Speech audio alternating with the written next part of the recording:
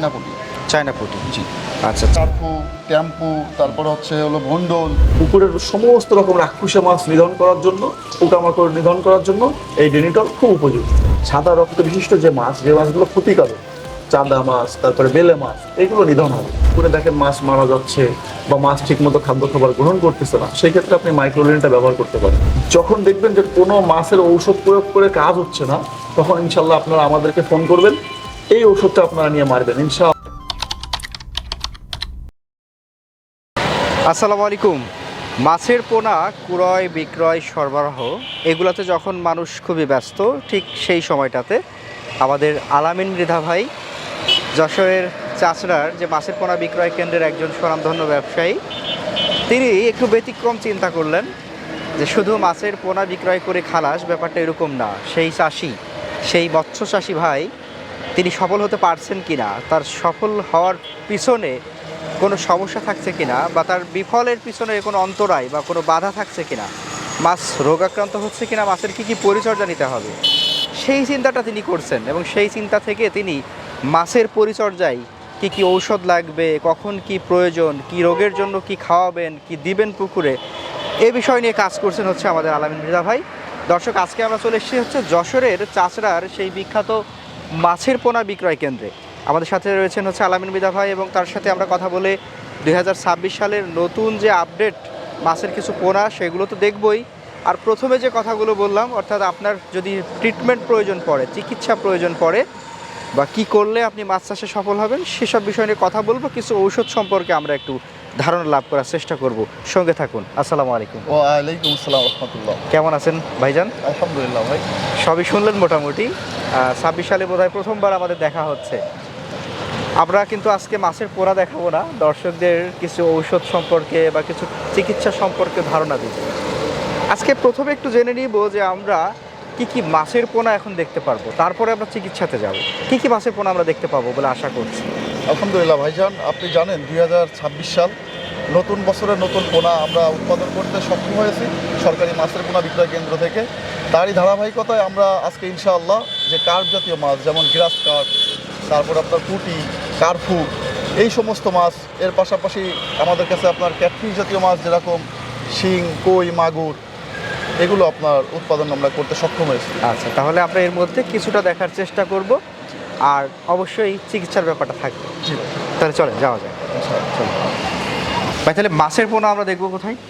আলহামদুলিল্লাহ ভাই, মাছ তো আজকে হাউজে আছে, অনেক রকমের মাছ হাউজে মাছ দেখাবো। পাশাপাশি আপনি দেখবেন এই যে আমার এই যে প্রতিষ্ঠান থেকে আচ্ছা, মাছ আচ্ছা।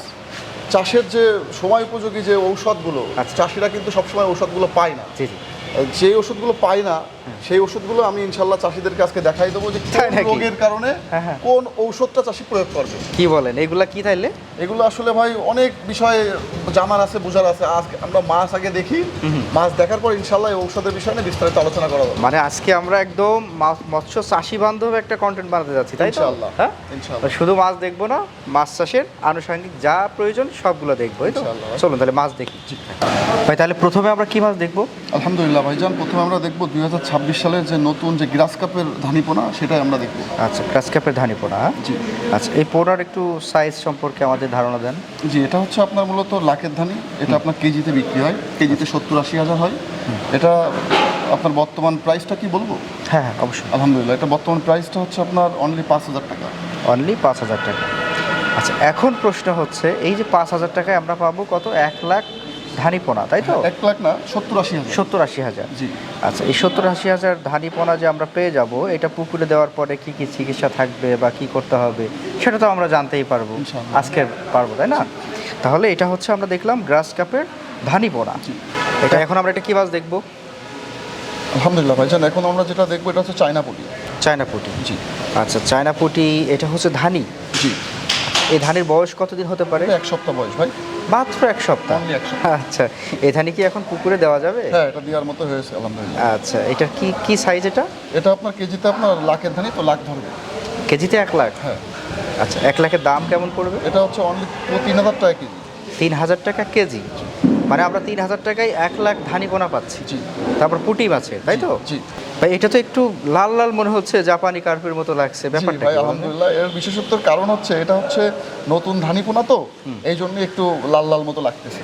আচ্ছা, ছোট আসলে এটা অবস্থায় হচ্ছে জি এটা হচ্ছে চায়না পুঁটি। চায়না পুঁটি। ছোট ভাই এটা কি মাছ? আলহামদুলিল্লাহ ভাই, এটা হচ্ছে হলো স্থানভেদে মাছটা আসলে অনেক নাম। আচ্ছা আমাদের যশোরে বলে এটা হলো জাপানি, আচ্ছা। আর ধরেন বিভিন্ন জায়গায় বলে কার্ফু, ট্যাম্পু, তারপরে হচ্ছে হলো ভন্ডল, ট্যাবলেট, বিভিন্ন নামে এটা। আর সহজ কথায় জাপানি কার্পু মাছ। রাইট। হ্যাঁ আচ্ছা, কি সাইজ আছে এটা? এটা হচ্ছে হলো আপনার কেজিতে আপনার 50,000 60,000 ভাঙবে ভাই। কেজিতে 50-60 হাজার। আচ্ছা, আজকের একটু দরদাম বলবেন? এটা হচ্ছে হলো আপনার অনলি 1500 টাকা কেজি। 1500 টাকা কেজি। কেজিতে পাচ্ছি আমরা কত? 50-60,000। 50,000। আচ্ছা, জাপানি কার্পু। জি। আচ্ছা, এই জাপানি কার্পুগুলো সাধারণত চাষে আনলে এটা কত মাসে বিক্রয় উপযোগী হবে এখনকার সাইজটা? এটা আপনি হচ্ছে আসলে কি সাইজ করতে চান এর উপর ডিপেন্ড করে। অনেকে চালাই করে, চালাই বলতে কেজিতে 2-3 হাজার ভাঙা বানায়। আচ্ছা। কেজিতে আপনার 200-300 ভাঙা বানায়। এটা হলো চালায়ের কতদিন রাখবেন বা কি সাইজ করবেন এর উপর ডিপেন্ড করেই আসলে সময়টা নির্ধারণ হয়। ও আচ্ছা আচ্ছা, তার মানে আমি যদি কেজি সাইজ করতে চাই সেটা অনেক সময়, জি আবার চালাই করলে অল্প সময়ের মধ্যে। Right. এই তো তাহলে আলামিন মৃধা ভাই আমাদেরকে দেখান কি কি দেখাতে চাইছিলেন আজকে আমাদের মৎস্যচাষী ভাইদের জন্য, সেগুলো একটু শুরু করেন। আমরা কি দেখব এবং এগুলার আসলে কি কাজ রয়েছে সেটা একটু জানবো।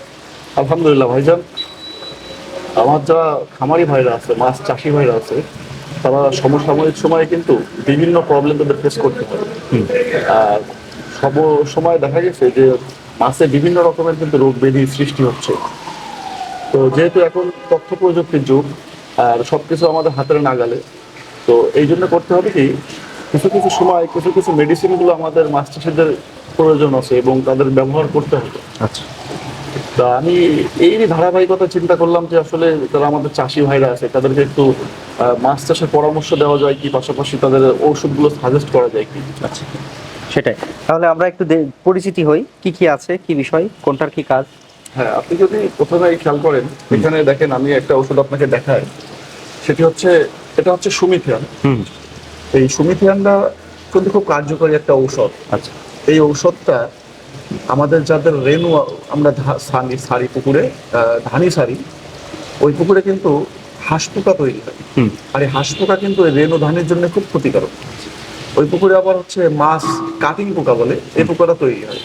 আর এই পোকা থেকে আপনি পরিত্রাণ পেতে গেলে, আপনার মাছকে রক্ষা করতে গেলে এই সুমিথিয়ানটা আপনার প্রয়োগ করতে হবে। তাহলে এটা গেল হচ্ছে একটা ঔষধ। আচ্ছা, পরবর্তীতে আপনার এরকম আছে ডেনিটল। এই ডেনিটল ওষুধটা খুবই কার্যকরী একটা ঔষধ।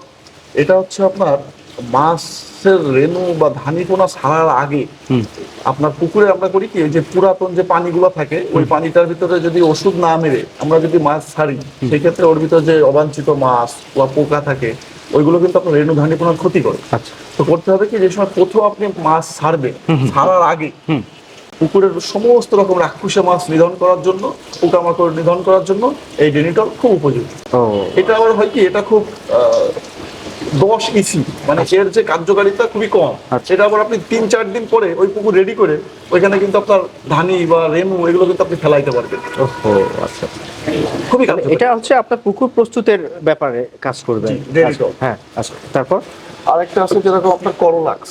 এই করোলাক্স ওষুধটা এই খুবই কার্যকরী একটা ঔষধ। এটা হচ্ছে আপনারা জেনে থাকবেন যে সাদা রক্ত বিশিষ্ট যে মাছ, যেরকম চান্দা মাছ, বেলে মাছ, এই মাছগুলো কিন্তু কার্প জাতীয় মাছের কিন্তু খুব ক্ষতি করে হয়। আচ্ছা ক্ষতি বলতে কি, ওটাতে যে আঁশ খেয়ে ফেলে, তারপর হচ্ছে হলো আপনার গায়ে ক্ষত তৈরি করে।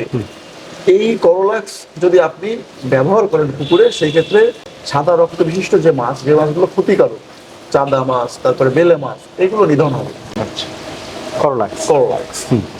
এরপর আরেকটা বিষয় হচ্ছে, আপনি জেনে থাকবেন আমাদের চাষি ভাইরা বিভিন্ন সময় আমাদেরকে ফোন দেয় যে ভাই আমার একটু হরমোন লাগবে, আমি মাছ করতে চাই, এরকম শিং মাছ, কই মাছ, মাগুর মাছ, এগুলো কিন্তু অনেক চাষি ভাইরা নতুন যারা উদ্যোক্তা, এনারা কিন্তু হচ্ছে চাষে আসতে চাচ্ছে। আচ্ছা তো এনারা করে কি, ব্রোড মাছের কালেকশন করে, কালেকশন করার পরে কি হরমোনটা প্রয়োগ করবে, কতটুকু প্রয়োগ করবে, এটা কিন্তু ওনারা আসলে জানে না। তো আমি তাদেরকে পরামর্শ দিয়ে থাকি। সেই জন্য আর কি চিন্তা করলাম যে আপনার মাধ্যমে যদি চাষিদের উপকার করা যায়, তারই ধারাবাহিকতায় আমি কিছু হরমোন আপনাকে দেখাই। এটা হচ্ছে ওভাসিস। এটা আপনি হচ্ছে লিকুইড হরমোন, এটা ক্যাটফিশ জাতীয় মাছের জন্য আপনি প্রয়োগ করতে পারবেন। আচ্ছা কতটুকু প্রয়োগ করবেন, কিভাবে প্রয়োগ করবেন, এটা মাছের ফিড দেখে তারপর হচ্ছে এটা নির্ধারণ হয়। আচ্ছা। মাছের হচ্ছে মুভমেন্ট দেখে নির্ধারণ হয়, এটা কিন্তু আসলে বলার জিনিস না। তো চাষি ভাইরা তাদের যে মাছগুলোতে তারা ডোজ করবে, তারা যদি আমাদের কাছে পরামর্শ করে যে কতটুকু দিব এবং কি পরিমাণ দিব এই লিকুইড হরমোন। আচ্ছা। 3 ক্যাটাগরির হরমোন আছে, একটা হচ্ছে স্পাম প্রো আছে, ওভাসিস আছে, আর একটা দেখবেন যে আপনার ওভালিন আছে। এটা হচ্ছে 3 প্রকারের হরমোন। আচ্ছা, এরপরে এটা কি সিভিট অ্যাকোয়া নাকি? সিবিট অ্যাকোয়া, এটা খুব কার্যকারী একটা ঔষধ স্কয়ার গ্রুপের। যখন মাছটা আপনি পরিবহন করেন, মাছটা কিন্তু ইনজুর্ড, ওই ইনজুর্ড হওয়ার কারণে মাছটা মারা যায়। তো করবেন কি, যখন আপনি মাছটা পরিবহন করবেন তখন যদি আপনি সিবিট অ্যাকোয়া ওই মাছের ভিতরে দিয়ে নিয়ে মাছটা পরিবহন করেন, সেই ক্ষেত্রে মাছটার মরালিটি ইনশাল্লাহ কমে যাবে, দুর্বলতা কমে যাবে এবং সুস্থ সবল আপনি মাছ পাবেন। মানে এক কথায় হচ্ছে মাছের পরিবহনের ক্ষেত্রে এটা বিশেষভাবে ব্যবহার করা হচ্ছে, মানে যারা পরিবহন করে থাকেন তাদের জন্য এটা বেস্ট একটা ব্যাপার হবে। আচ্ছা, সিভিট অ্যাকোয়া। তারপরে যেরকম আছে আপনার হচ্ছে প্রাণভিট অ্যাকোয়া, এটা হচ্ছে আপনার করতে হবে কি, পুকুরে মাছ ছাড়ার পরে মাছটা খুব দুর্বল হবে, সেই ক্ষেত্রে যদি আপনি প্রাণভিট অ্যাকোয়া স্কয়ার গ্রুপের মাল্টিভিটামিন, খুবই অল্প দাম হয়, এটা যদি আপনি প্রয়োগ করেন ইনশাআল্লাহ আপনার মাছের মরালিটি অনেক কমে আসবে। আচ্ছা, মর্টালিটি কমানোর জন্য প্যানভিট অ্যাকোয়া। ওকে, তারপর আরেকটা যেরকম আপনার হলো মাইক্রোলিন স্ক্র্যাপ গ্রুপের, এটা আপনার খুব কার্যকরী একটা জীবাণুনাশক, এটাও আপনি দিতে পারবেন। যদি আপনার পুকুরে দেখেন মাছ মারা যাচ্ছে বা মাছ ঠিকমতো খাদ্য খাবার গ্রহণ করতেছে না, সেই ক্ষেত্রে আপনি মাইক্রোলিনটা ব্যবহার করতে পারেন। আর কতটুকু ব্যবহার করবেন, কি পরিমাণ ব্যবহার করবেন, ইনশাল্লাহ আমাদের কাছে পরামর্শ নিয়ে আমরা জানাই দেবো ইনশাল্লাহ। আচ্ছা, এরপর এটা কি? এটা হচ্ছে আপনার মেডিকুইন, খুব সময় উপযোগী একটা ঔষধ। যখন দেখবেন যে কোনো মাছের ঔষধ প্রয়োগ করে কাজ হচ্ছে না, তখন ইনশাল্লাহ আপনারা আমাদেরকে ফোন করবেন, এই ঔষধটা আপনারা নিয়ে মারবেন, ইনশাআল্লাহ খুব দ্রুত আপনার মাছের সুস্থতা আপনি পেয়ে যাবেন। এই হচ্ছে মেডিকুইন ঔষধ। মানে মাছ অসুস্থ হয়ে গেলে তখন এটা দেওয়া যে প্রয়োজন। খুব ইনজুর্ড পর্যায়ে, যে মাছ আসলে ঠিক হচ্ছে না, বিভিন্ন রকম মেডিসিন প্রয়োগ করলাম, মাছের কোনো রেজাল্ট আসতেছে না, সেই ক্ষেত্রে আপনারা আমাদের সাথে যোগাযোগ করবেন, ইনশাআল্লাহ এই ওষুধটা আপনাদেরকে আমরা সাজেস্ট করেছি। এরপরে আরেকটা বিষয় আপনার আমি দেখাই, এটা হচ্ছে আপনার হ্যান্ড মিল্ক ফর ফিশ, এটা কিন্তু ভিয়েতনামের প্রোডাক্ট। এটা ভিয়েতনামের প্রোডাক্ট, আলটিমেট গ্রুপ এটা হচ্ছে নিয়ে এসেছে বাংলাদেশে। Hand milk for fish, fresh. Milk মানে কি, দুধ, এটা হচ্ছে মাছের একটা দুধ। আচ্ছা। এই মাছের যে দুধ, দেখবেন যে ছোট থাকতে যেরকম আমরা যেরকম দুধ ছাড়া আমাদের কিছু ভালো লাগে না, আমরা খাইতে পারি না, ঠিক তেমনি ভাই খোলের সাথে যদি আপনার এই যে এই ওষুধটা হ্যান্ড মিল্ক ফর ফিশ, এটা আপনি অল্প করে প্রয়োগ করে মাছের খাওয়ান, খুব দ্রুত মাছ বর্ধন হবে, মাছটার মরালিটি ভালো থাকবে, মাছটা সুস্থ থাকবে ইনশাআল্লাহ। আচ্ছা, আর এটার কি কি নিয়ম সেটা তো আমরা জেনে নিব, পরে ফোন করে জেনে নিতে পারবো, যেহেতু ভিডিওতে ডিটেলস সবগুলো নিয়ে বলা সম্ভব না। হ্যাঁ, আমরা শুধু পরিচিতিটা করছি, ব্যবহার বিধি কতটুকুর জন্য কিরকম দিতে হবে সব আমরা পরবর্তীতে ফোনে জেনে নিতে পারবো ইনশাআল্লাহ। স্ক্রিনে তো আমাদের নাম্বার দেওয়া থাকবে। হ্যাঁ, তারপর আছে এই যে আপনার, আমরা এটাও সাজেস্ট করি, ধরেন এখন নতুন বছরের মানুষ হচ্ছে রেনু ছাড়তেছে পুকুরে, ধানি ছাড়তেছে, তো তারা করবে কি, যে খৈল যে আমরা দিই, শুধু খৈল দিলে হবে না, আসলে খৈলের ভিতরে কিন্তু সব উপাদান নাই।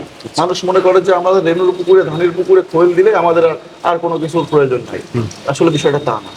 এখন আধুনিক যুগ, ভালো ভালো খাবার চাষি ভাইদের কাছে কিন্তু প্রসেসিং করে এসেছে, যারা ইয়ন গ্রুপ নিয়ে এসেছে আপনার টাইগার ব্র্যান্ড, টাইগার ফিড, এই ফিডটা করবেন কি, আপনি খোলের সাথে অল্প অল্প করে মিক্সড করে দিলে মাছটা খুব দ্রুত বর্ধন হবে এবং মাছটা মনে করেন যে ইনজুরির পরিমাণ খুব কম হবে।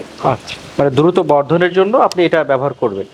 আচ্ছা, তারপরে আমরা আরেকটা বিষয় হচ্ছে আপনারা দেখাই শোন ভাই, এটা কিন্তু একটা খুব দামি জিনিস, হচ্ছে আপনার হলো পিজি। হ্যাঁ, এই পিজিটা আমাদের কাছ থেকে পেয়ে যাবেন, আমাদের বিভিন্ন গ্রেডের পিজি কিন্তু আমাদের কাছে আপনি আছে। এটা হচ্ছে মিলি হিসেবে বিক্রি হয়, 2 মিলি, 2.5 মিলি, 3 মিলি, বিভিন্ন রকমের ইয়েতে। আচ্ছা, এটার কাজ কি? এটার কাজ হচ্ছে আপনার যে মা মাছগুলোর পেটের থেকে আমরা ডিম সংগ্রহ করি, এটা করতে হয় কি, এই মা মাছগুলোতে এই পিজি, এটা হচ্ছে গ্ল্যান্ড বলে বাংলায়, এটা আমরা হচ্ছে সুন্দরভাবে পানিতে গুলিয়ে নিয়ে এটা আপনার হলো স্টিমিং করি। এটা আমরা যখন হচ্ছে মাছের পুশ করি, মাছের প্রয়োগ করি, তখন কিন্তু ওই পেটের ডিমটা ছেড়ে দেয়, এটা হচ্ছে সেই জিনিসটা, ঔষধটা। মোটামুটি আমরা মাছের আনুষঙ্গিক যা প্রয়োজন, এপাশে বোধহয় আমরা কিছু পলিথিন দেখতে পাচ্ছি, নাকি এটা কিসের? হ্যাঁ, এই ব্যাগ, এটা হচ্ছে oxygen bag. Oxygen bag, oxygen ব্যাগও আপনার কাছ থেকে পাবো। হ্যাঁ, আচ্ছা, যাক, মাছের আনুষঙ্গিক যা কিছু প্রয়োজন মোটামুটি আমরা আপনার কাছে পেয়ে যাচ্ছি। এটা আমি চাষিদেরকে আসলে পরামর্শ স্বরূপ কিন্তু আমি সামনে নিয়ে এসেছি। আমার মূল বিষয়টা হচ্ছে, মূল ফোকাসটা হচ্ছে যে চাষিরা সবসময় সব ঔষধটা মিলাতে পারে না, পরামর্শ সঠিকভাবে পায় না, তো এটাই হচ্ছে আমার মূল উদ্দেশ্য। আচ্ছা, বিক্রি নয়, না, মানুষ সঠিক তথ্যটা জানুক, জিনিসটা চিনুক, এইটাই, এবং তারা চাষ করে যেন সফল হতে পারে, এইটাই হচ্ছে মূল ব্যাপার। সর্বশেষ কিছু বলবেন? হ্যাঁ, সর্বশেষ আমি চাষি ভাইদেরকে একটা পরামর্শই দিব যে ভাই, আপনারা ভালো স্থান থেকে মাছ ক্রয় করবেন, ভালো প্রতিষ্ঠান থেকে মাছ ক্রয় করবেন। যেরকম ধরেন আমাদের প্রতিষ্ঠানের মাছের কিন্তু আলহামদুলিল্লাহ অনেক সুনাম। মাছ আপনি যশোর শহরের বিভিন্ন জায়গায় পাবেন, কিন্তু আমাদের মতো ভালো মাছ খুব কমই আপনি পাবেন। এই জন্যই ভালো প্রতিষ্ঠান থেকে, ভালো মানুষ দেখে মাছ ক্রয় করবেন। আচ্ছা, এটাই হচ্ছে কথা। দর্শক, আপনারা যারা আমাদের আজকের অনুষ্ঠান দেখলেন, বা আমরা হচ্ছে যতটুকু চেষ্টা করলাম যে আপনাদের সামনে মাছ চাষের ক্ষেত্রে কোন কোন বিষয়গুলো খেয়াল রাখতে হবে, কি কি ঔষধ প্রয়োগ করবেন, সেটা কিভাবে, কি কারণে, সেটা তুলে ধরার চেষ্টা করেছি। আমাদের আলামিন ভাই সেটা আমাদেরকে তথ্য জানালেন।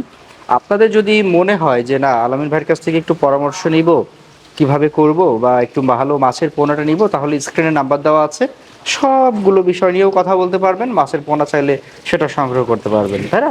তো আলামিন ভাই, আপনার জন্য দোয়া থাকবে, শুভকামনা থাকবে, আমাদের জন্য দোয়া করবেন। আসসালামু আলাইকুম। ওয়ালাইকুম আসসালাম ওয়া রাহমাতুল্লাহ। ধন্যবাদ ভাই।